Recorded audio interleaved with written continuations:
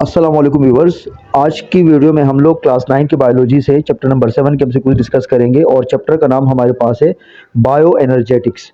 तो चलिए स्टार्ट करते हैं। फर्स्ट एमसीक्यूज हमारे पास है, in an oxidation process 14,135 kilo joule energy is release, how many moles of glucose consume during this process.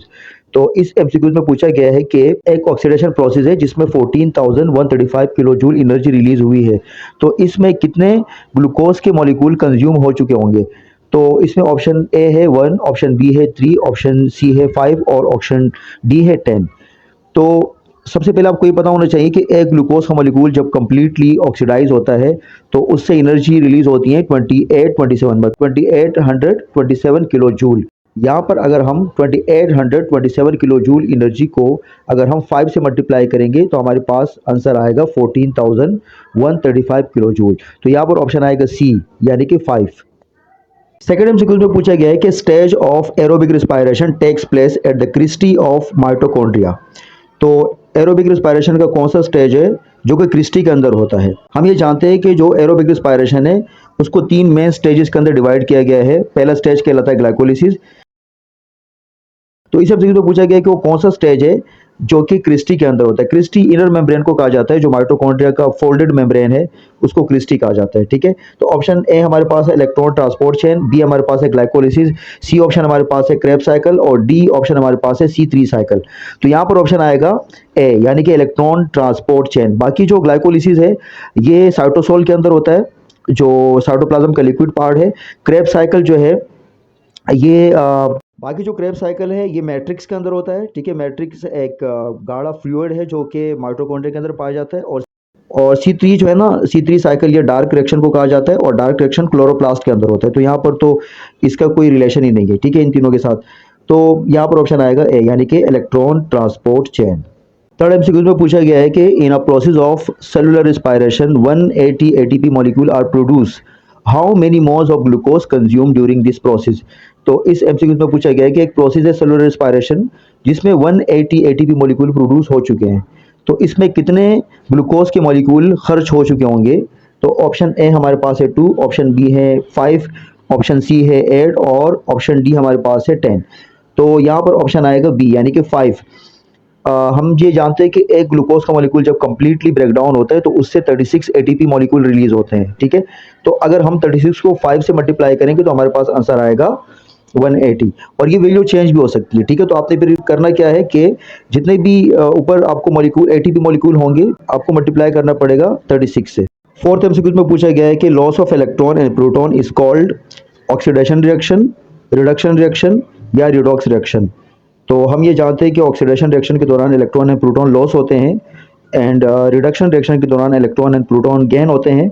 और रिडॉक्स रिएक्शन तो ऑक्सीडेशन एंड रिडक्शन रिएक्शन को मिला के कहा जाता है। तो यहाँ पर ऑप्शन आएगा यानी कि ऑक्सीडेशन रिएक्शन। तो नीचे 4 ऑप्शन है। ऑप्शन ए में ओनली 1, ऑप्शन बी में लिखा हुआ है 1 एंड 2, ऑप्शन सी में लिखा हुआ है 2 एंड 3, ऑप्शन डी में है 1, 2 एंड 3। तो यहाँ पर ऑप्शन आएगा ए 1 ओनली। फिफ्थ एमसीक्यू में पूछा गया है कि each mole of ATP store energy. तो इसमें पूछा गया कि एक ATP मॉलिक्यूल कितनी एनर्जी स्टोर कर सकते हैं। तो ऑप्शन ए हमारे पास है 7.3 किलो कैलोरी पर मोल, ऑप्शन बी हमारे पास है 7.3 किलो जूल पर मोल और ऑप्शन सी हमारे पास है 17.3 किलो कैलोरी पर मोल और डी हमारे पास है 17.3 किलो जूल पर मोल। तो यहाँ पर ऑप्शन आएगा ए 7.3 किलो कैलोरी पर मोल। यहाँ पर बी में भी 7.3 लिखा हुआ है लेकिन वहाँ पर किलो जूल है, तो आपने यूनिट का ख्याल रखना है।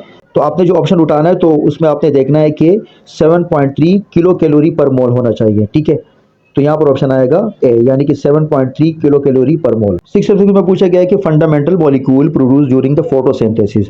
तो फोटोसिंथेसिस के दौरान जो बुनियादी मॉलिक्यूल बनता है तो उसका नाम क्या है, वो कौन सा मॉलिक्यूल है।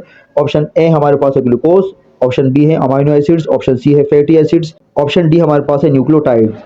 तो यहाँ पर आएगा ऑप्शन ए यानी कि ग्लूकोज। एमसीक्यू नंबर 7 में पूछा गया है कि light dependent reaction takes place. तो लाइट डिपेंडेंट रिएक्शन कहाँ पर होता है, स्ट्रोमा में, थाइलाकोइड में, क्रिस्टी में या सिस्टर्नी में।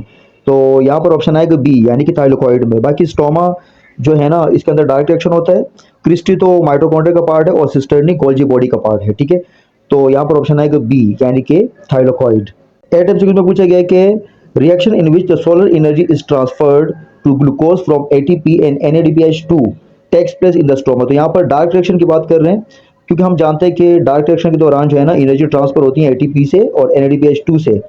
तो यहाँ पर ऑप्शन हमारे पास है 1 लाइट रिएक्शन, 2 ऑप्शन हमारे पास है डार्क रिएक्शन, 3 ऑप्शन हमारे पास है लाइट डिपेंडेंट रिएक्शन। तो यहाँ पर ऑप्शन आएगा डार्क रिएक्शन। तो नीचे जो 4 ऑप्शन है इसमें जो ए ऑप्शन हमारे पास है इसमें 1 only, 2 only, 1 and 2 and 2 and 3। तो यहाँ पर ऑप्शन आएगा ए ऑप्शन यानी कि 1 ओनली। एमसीक्यू नंबर 9 में पूछा गया है कि splitting of water in the presence of light. तो इस एमसीक्यू में पूछा जा रहा है कि वाटर का ब्रेकडाउन होना लाइट की मौजूदगी में, उस प्रोसेस को क्या कहा जाता है। तो ऑप्शन ए हमारे पास है हाइड्रोलिसिस, ऑप्शन बी है ग्लाइकोलिसिस, ऑप्शन सी है फोटोलाइसिस एंड ऑप्शन डी है नॉन ऑफ दिस। तो यहाँ पर ऑप्शन आएगा C photolysis. 10th and last MCQ हमारे पास है splitting of glucose glycolysis release small amount of energy which enough to generate. तो यहाँ पर पूछा जा रहा है कि जो ग्लाइकोलिसिस में ग्लूकोज मॉलिक्यूल ब्रेकडाउन होता है तो उस दौरान कितनी एटीपी एनर्जी रिलीज होती है। तो हम जानते हैं कि जो ग्लाइकोलिसिस के दौरान ग्लूकोज मॉलिक्यूल ब्रेकडाउन होते हैं तो पार्शियली ब्रेकडाउन होते हैं और थोड़ी सी एनर्जी रिलीज करता है, तो बराबर होती है 2 ATP। ठीक है, यहाँ पर ऑप्शन ए है 2 ATP, ऑप्शन बी है 5 ATP, ऑप्शन सी है 18 ATP और ऑप्शन डी है 36 ATP। तो यहाँ पर ऑप्शन आएगा ए यानी कि 2 ATP। So okay student, this is all about the MCQs of chapter number 9। इंशाल्लाह नेक्स्ट वीडियो के अंदर हम लोग किसी और चैप्टर के एमसीक्यूज डिस्कस करेंगे।